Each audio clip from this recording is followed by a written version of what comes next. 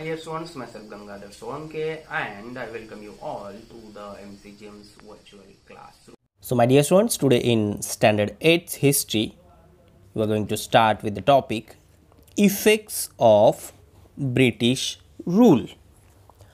We have already started this topic and learnt about establishment of East India Company, British and Marathas, subsidiary alliance, Chhatrapati Pratap Singh, and now today we are going to talk about effects of British rule on India. In this we have to cover points: dual government, parliamentary laws, civil services, military and police force, judicial system, equality before law, economic policies of the British, land revenue policy, consequences of new land revenue system, commercialization of agriculture, famine, development in the transport and communication system, decline of traditional industries in India, development of new industries in India, and social and cultural effects. So today, in short or in general, we are going to talk about effects of British rule on India in different fields, like in politics, like in transport, or in social and cultural life of India. So in this, the first point, dual government. Robert Clive in 1765 introduced the dual government system in Bengal. The company undertook the work of revenue collection, whereas the Nawab of Bengal had to maintain law and order. This was known as the dual government system. It means the work was divided. Collection of revenue was in the hands of company, and to maintain law and order was in the hands of Nawab of Bengal. अपने काम को divide किया और जो main था collection of revenue वो company ने अपने हाथ में रखा. But because of this what happened, if you talk about the ill effects of dual government system, money in the form of taxes went in the pockets of the company officers. और जो नवाब था उसके पास एक ही काम रह गया, वो था लॉ एंड ऑर्डर को मेंटेन करना. लेकिन जो रेवेन्यू आ रहा था, जो पैसा आ रहा था, वो सब कंपनी के जो ऑफिसर्स थे उनके पॉकेट में जा रहा था. The monopoly of trade in India was given to East India Company and hence many trading companies in England imbibed them. So this was the drawback of dual government, but this drawback was for India, not for the company or for British people. The working system of the company in India received criticism in England, and British Parliament introduced some important laws to keep control over company. Because of this dual government, the next thing which was introduced, parliamentary laws. In this, according to Regulating Act of 1773, the Bengal governor came to be known as the Governor General. And according to this act, Lord Warren Hastings became the Governor General of India. Here you can see. He got the right to control the policies of Mumbai and Madras provinces. A committee of 4 members was set up to assist him. Then in 1784, Pitt's India Act was passed, and according to this act provided for appointment of a permanent board of control for better regulation and management of affairs, the East India Company in India. So in 1813, 1833 and 1853, new laws were passed by the parliament. New laws were passed in 1813, 1833 and 1853 to make certain changes in the working of the company. And in this way, there evolved an indirect control of the British government on the administration of East India Company.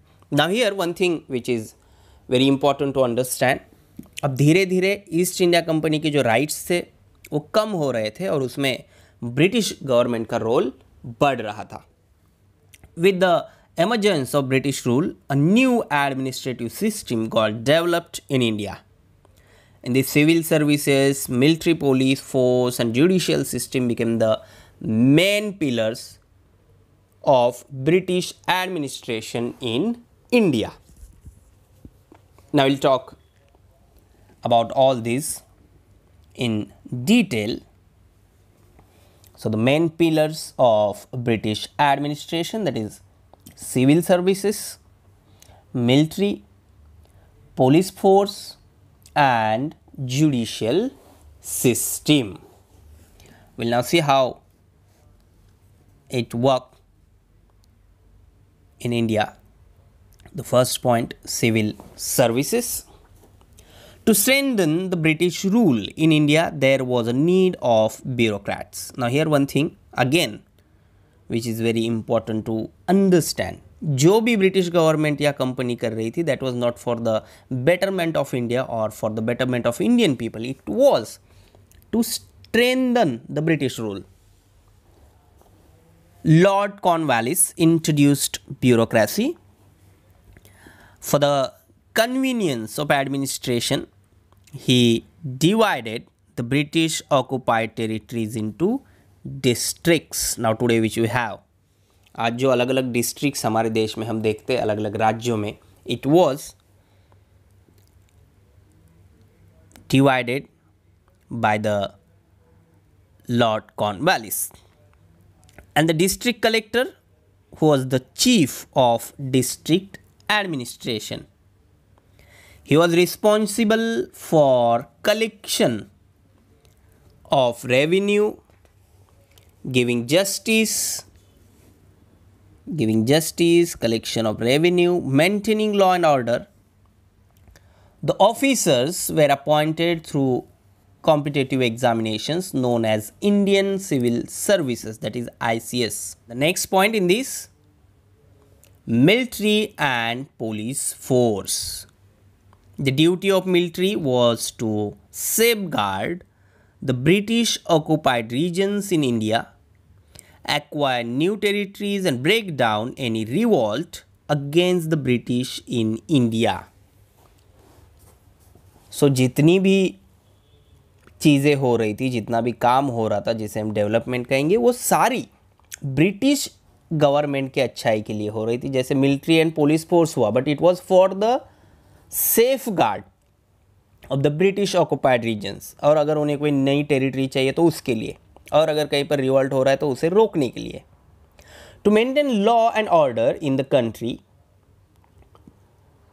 was the duty of the police force, and this law and order was for the British government. Then the next thing, judicial system. The British established a new judicial system in India on the basis of judicial system in England. Every district had a civil and criminal court to solve the local cases.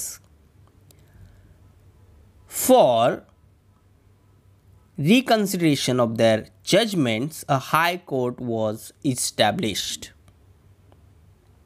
Local cases अगर होंगी तो local level पे solve हो जाएंगी, और अगर ऐसे लगता है किसी केस में कि उसके साथ जस्टिस नहीं हुआ है, for that there was high court. Next thing, equality before law. In early times, law in India differed from place to place. There was difference in judgment on the basis of casteism. As we know, different panchayats were there, and these panchayats had right to give judgments on any case or disputes among that particular caste or of that particular religion or of that particular region. So under the leadership of Lord Macaulay, a committee was set up to create the code of law, and the Indian Penal Code was introduced all over British India with British principle of equality before law. No caste, no religion, no rich and poor, no discrimination on the basis of any birthplace or anything else. Everyone same or equal in front of law. But there were some defects in it. There were separate codes and different laws for the Europeans. New laws were difficult to be understood by common people. Legal cases became an expensive affair for the community, and the cases remained pending for years together. Economic policies of the British. Again the same thing. Economic policies not for Indians but for the betterment of British. Since ancient times there were invasions in India. Many invaders settled in India and were absorbed the Indian culture. Even though they ruled here, they never made any changes in the basic Indian economic system. But the Britishers were an exception.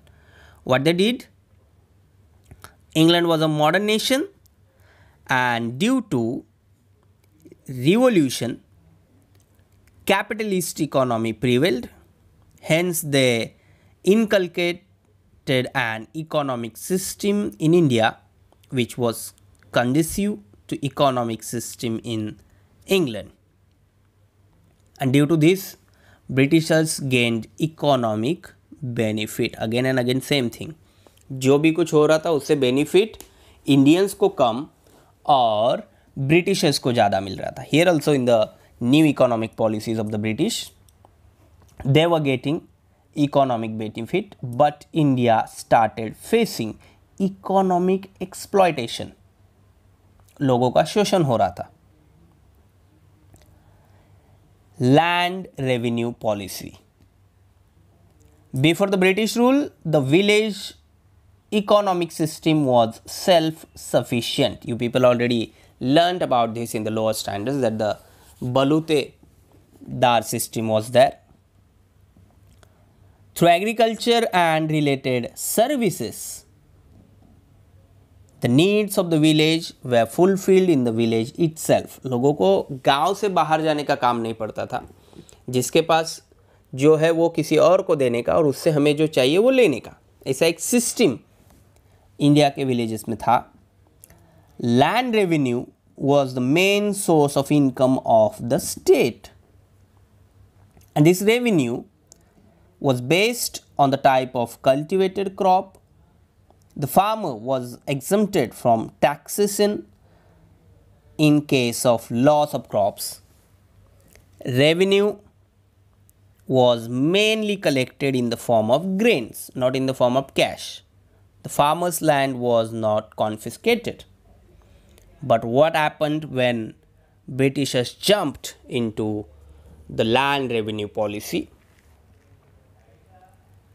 To increase income, the British made important changes in the revenue system. Again, stress on this word, to increase income. उनको income बढ़ाना था, और वो income किसके pocket में जा रहा था? कंपनी के ऑफिसर्स के या फिर directly to the British government. Land was measured, and as per the area of the land, the tax was fixed. Payment of tax was made compulsory in the form of cash. If the farmer failed to pay tax in time, then his land would be confiscated. The British system of land revenue collected differed from place to place, which led to exploitation of all farmers. So in the judicial system, there was exploitation. In the economic policies, there was exploitation. In the land revenue system, or in the land revenue policy, there was exploitation by the British government. Consequences of new land revenue system. There were undesirable effects of the new land revenue system on the rural life. Because for payment of taxes, Indian farmers started selling the crops at whatever price it received. क्योंकि उन्हें tax देना था और time में ही देना था. And for that they started selling their crops in low prices. The merchants and brokers started purchasing their goods at minimum rate, and at certain times the farmer had to mortgage his land to the money lender for arrangement of money to pay tax. So there was chain of British government and zamindars, and because of all these things, farmer became bankrupt. In case of non-repayment of loan, the farmer had to sell his land. The farmer was exploited by the government, by the zamindar, by the money lenders and merchants. So if you go to this understand through this figure, then the peasants or the farmers were at the low side of the triangle. Then in this, the next one, commercialization of agriculture. Initially, food grains were cultivated by the farmers. It used to fulfill their domestic needs as well as the needs of the village. वो खुद के लिए crops उगाते थे, अपने गांव की ज़रूरतें पूरी हो, बस इतना ही उनका काम था और एक खुशहाल ज़िंदगी वो जीते थे. But the British government started giving more encouragement to cash crops. Why? Because British government needed cash from them. And in that crops like cotton, indigo, tobacco, tea, etc. The process of giving stress on cultivation of profit-giving cash crops instead of food grains is known as the commercialization of agriculture.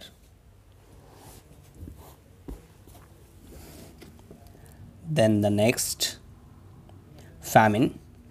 From 1860 to 19th century, India faced great famine, but the British rulers did not take much efforts to overcome it. They were busy in their own profit. Similarly, not much expenditure was made on provision of water supply. सरकार उनकी थी, पूरे reason उनके हाथ में थे, लेकिन उन्हें अपने फ़ायदे की पड़ी थी, यहाँ के लोगों के साथ उन्हें कुछ लेना देना नहीं था. Then the development in transport and communication system. Here you can see on the screen, for increase in trade and convenience of administration, the British developed modern facilities like transport and communication in India. In 1853, first railway ran on the route of Mumbai to Thane, and in the same year, British started telegraph system. Due to it all, cities and military stations got connected to one another. Then similarly, the British also started the postal system. Because of all these things, there was development in each field due to the transport, due to telegraph system and due to postal system also. Next one, decline of traditional industries in India. The British government obtained huge taxes on goods exported from India to England. And on the other hand, very less tax was imposed on goods imported from England to India. Again, thing to understand, India से England में जो माल जाता था उस पर बहुत ज़्यादा tax लगाया जाता था और वहाँ से इधर जो आता था उस पर बहुत कम टैक्स लगाया जाता था. Also the goods manufactured in England were machine made and hence there was maximum production at minimum cost. And this was due to the development in the field of technology. जहाँ पर हमारे 5 लोग काम कर रहे और 100 चीज़ें बना रहे, वहीं पर उनकी एक मशीन काम कर रही थी और 1000 चीज़ें बना रही थी. सो ये जो डिफरेंस था, because of that to compete with such cheap products was difficult for Indian artisans, and eventually it led to closing down of traditional industries and many artisans became unemployed. Next thing, development of new industries in India. Due to the lack of British support or experience of management and capital, the Indian businessmen could not come forward in large numbers. Yet some of them built up their business by overcoming these problems, and in that, in 1853, Kawasji Nanabhai Davar started the first textile mill in Mumbai in 1853. Then in 1855, the first jute mill was started at Rishra in Bengal. Then in 1907, Jamshedji Tata established the Tata and Steel and Company at Jamshedpur. So in India, coal, metal, sugar, cement and chemical industries came to be started. Then the effects of British rule in the field of social and cultural.